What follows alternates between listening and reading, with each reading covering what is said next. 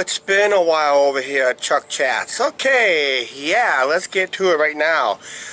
Jake Paul, if anybody's been hearing in YouTube and world about Jake Paul, this used to be a Viner, where those are the people that put 6-second videos on Vine when Vine went down the hill, down the toilet, basically.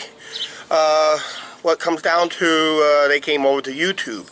And now it looks like Jake Paul and his brother are basically going to be the biggest YouTubers on the platform because their audience is growing fast like furious. About 8 million subscribers and they average about 6 million views. Reason I'm talking about them is because according to a video I just watched, I'll put a link down below in the description box from Philip DeFranco.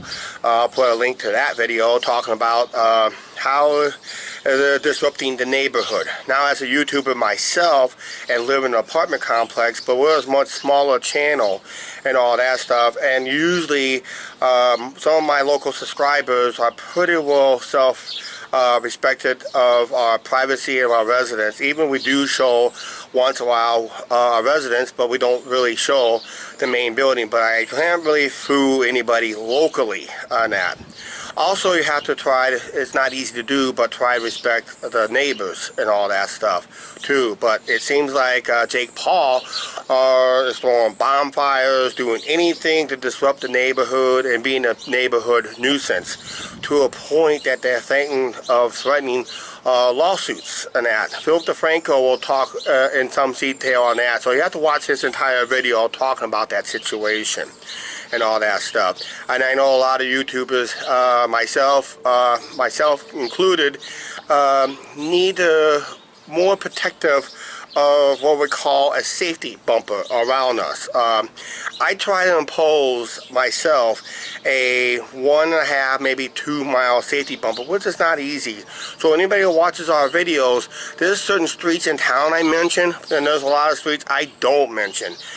Basically, if I don't mention it, it tells you one thing: we're in that safety bumper. I don't really mention the streets that we live on and all that stuff. It's about our YouTubers' personal safety, and we got to think about our neighbors and that. And the last thing I want is a rabid fan come kicking out the door at 2 or 3 o'clock in the morning. That's about the times when I go to bed at times. So yeah. If you're a YouTuber, do you have that safety bumper? Do you wish you kind of had an idea if you need to start enforcing a safety bumper? What I mean by this is, don't show the front of the house. Maybe just start showing the back of the house, the backyard. Who cares about the backyard? Because, you know, with Google and Google Maps and Google Earth, people are going to do a lot of research and try to figure out where you're at. It's like a puzzle. I've done it before.